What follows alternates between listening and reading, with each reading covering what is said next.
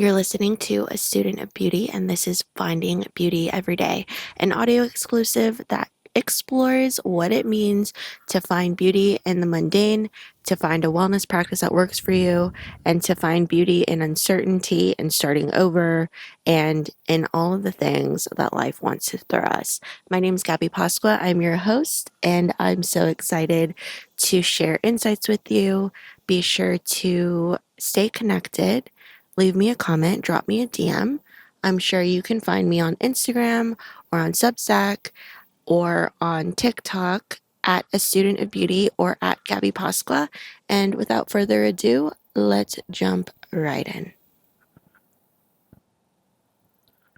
So I'm still sitting underneath these trees here in Dallas, and it's getting hotter as I'm recording this podcast outside. But before I went on my walk to record outside, I wanted to share that I felt like it was just like a direct line of guidance of what to share about, and it's finding beauty and starting over. I think that this is a big one. This is a big one for me. And I feel like this is a very common thing for a lot of people in their late 20s, in their early 30s, maybe your mid-30s, early 40s, 40s, 50s. Like anyone can relate to this. And finding beauty and starting over is such a hard thing at times because there's a lot of comparison. There's a lot of judgment of self. There's a lot of judgment of others as well, whether we want to admit it or not. But I just wanted to come in and talk about my experience, what it's been like for me to start over. Hopefully this helps somebody else in their own journey, makes them feel better about their choices, their life trajectory, or encourages them to actually take a leap of faith. And not really sure how this is going to land with you, but let's just be honest, because I truly feel like beauty starts with truth, and this is mine. And I hope that regardless of similarities or differences, that at the end of the day, my honesty helps you find yours as well. So with that being said, I will So I mentioned before that in 2022, at the end of 2022, so like almost 4 years ago, I decided to explore what it would look like to produce a concept for independent documentaries. And I thought I was going to be gone for like 6 to 8 months and come back to LA and everything would kind of jump back into what my life was. And that wasn't the case. Almost 4 years later, I am still unrooted. Last year, all of 2025, I spent majority of the year away outside of the United States, spending majority of time in Asia and in Europe, and just filming the thing and expanding our company and the company vision, and my life was just rapidly changing. I took a leap of faith at 32. In 2022 I was 32, so do the math, I'm 36 now. And I have, truth be told, been kind of going through it a bit and processing my trajectory, the choices that I've made because of comparison. If I'm with myself and I get really quiet of everything that I've ever wanted in my life, everything that I've daydreamed about, I am checking all the boxes. This is the most fulfilled I have ever been in my adult life. I can genuinely say that to the root and core of my being, that I am really doing work that I feel like I was born to do. I feel so alive when I'm doing the work. I feel so in my body and present when I'm doing the work. I feel so connected to people and to my environment and to God. Like, there is a deep rooted sense of connection, if I can be completely honest. The thing that chokes me up more than anything is comparison. It's talking to people who aren't living a life that feels like that. It's talking to people who are doing the thing because everybody else told them to do it. It's talking to people who make me question because they're questioning their own path.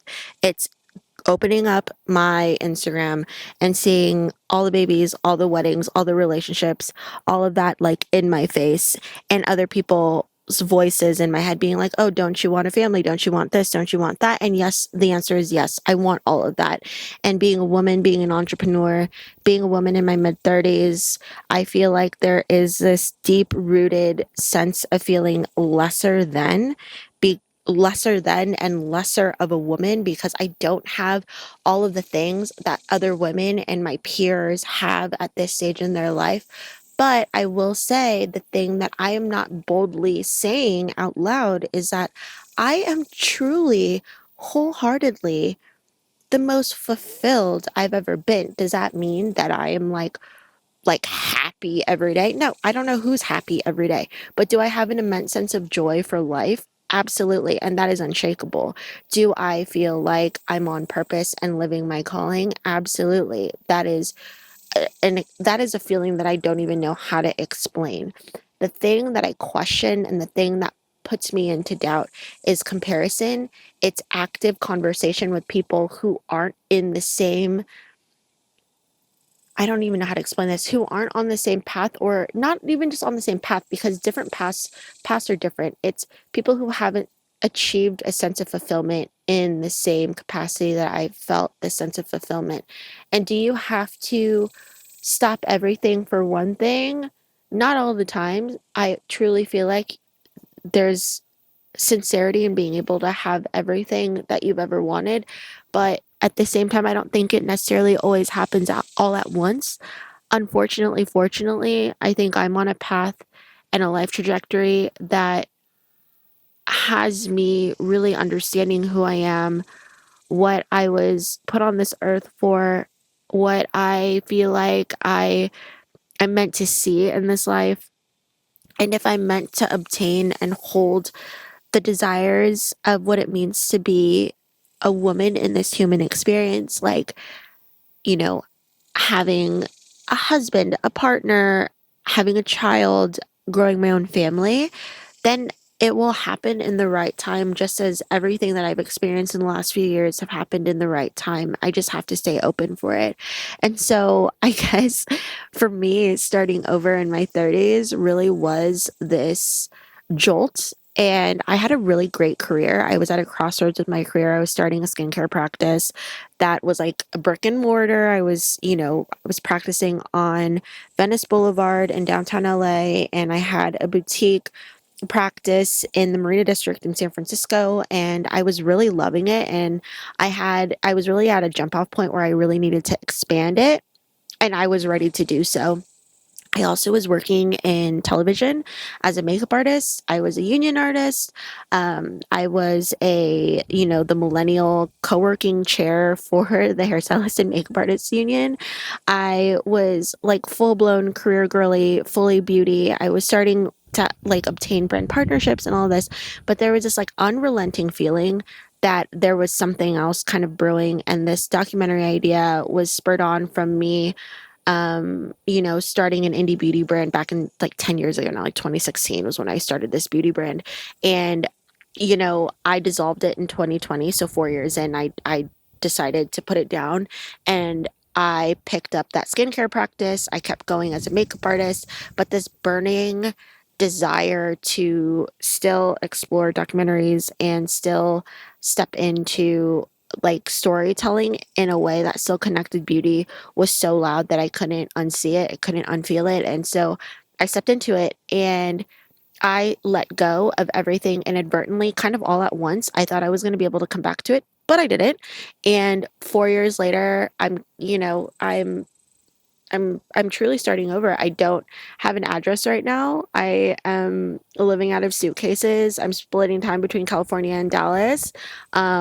I'm working in Texas and in California, and then we go internationally. Like when we continue to shoot for the docs, we're in the middle of trying to navigate getting this documentary off the ground and putting it on a platform of any sort, and at the same time building a company in 2026, which means showing up and being honest about your brand and who you are and sharing the story along the way. So there is a lot happening, which is why this podcast even started. But if this helps anyone in their choice to start over, it's like at the end of the day, You can stay comfortable with exactly where you are, because I feel like my life would have looked completely different. But would I have had the same amount of fulfillment? Not so sure. I think I would have still had success, but would I have had fulfillment? Not so sure. And having fulfillment, that's something that you can't buy, you can't earn. It's just something that happens when you're honest. I truly believe. I don't think fulfillment can happen without truth, which is why I really leaned into, stating beauty starts with truth. And it really does start with being honest. And I think starting over is a challenge in honesty with self, with purpose, with asking, is this truly what I was built for? Is this truly what I feel like is deep within my heart? Is this helping me be the person that I want to be in this life? And some people were built for more. Some people were built to chase the sense of fulfillment. And I feel like some people weren't. And it's okay. But speaking to the people that do have this tug of war on the inside, that do want to essentially take that leap of faith to be everything and all of the person they know to be, I hope you jump. And the biggest reward has been a lot of fulfillment. The biggest reward has been community, new friends, new relationships, expansion, a deeper connection to a God that I believe in, a deeper connection to self and to people. And I feel like that is so unshakable now. Like, I know who I am, what I want out of life, where I want to go, how I want to invest my money, where I want to plant, how I want to build my home. And it's not determined by what other people are doing or what the shoulds of the world tells me I should be doing, but it really is coming from a place of truth and honesty. And that, my friends, is something that no successful pedigree and no successful list of accolades can ever champion. That knowing, that deep, deep sense of knowing. And so finding beauty and starting over really, for me, has been finding fulfillment. Because with that fulfillment, oh my gosh, life just has illuminated and has become so messy, so undone, but so beautiful and decadent and luxurious all at the same time. And I'm not even coming from a place of privilege. I think privilege, not in a monetary sense, but giving yourself the privilege to experience the fullness of life, is something that no amount of money can buy. And I truly feel like it's accessible to everybody. You just have to be willing to put the work in to self. That's the biggest thing. Work into yourself. That self work is so important. Having a community that can be around you, come around you, being able to say no to people, say goodbye to friendships, say I'll talk to you soon to some family members, being able to just pause and get really quiet with self. And it's not a comfortable process. It's very uncomfortable. But if you feel like there is anything inside of you that is pulling you into this direction, I just want to be a voice to encourage you to say, do it.